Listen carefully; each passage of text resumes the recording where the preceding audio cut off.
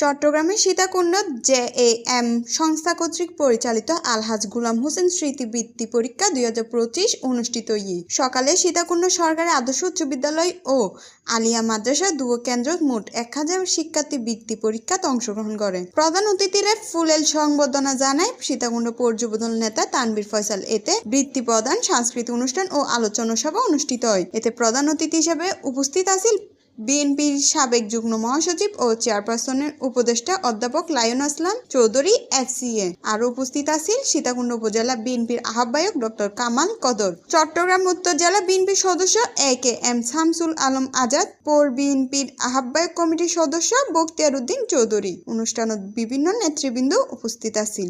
বেশি ছাত্র অংশগ্রহণ করেছে, সাথে সাথে অনেক তাদের পরিবারের সদস্য অর্থাৎ মা বাবারা তাদের সন্তানদের জন্য, তাদের ভবিষ্যৎ প্রজন্মকে গড়ে তোলার জন্য যে আন্তরিকতার সহিত তারা গ্রহণ করেছে, তারা বাহিরে অপেক্ষা করছে পরীক্ষা পর্যন্ত।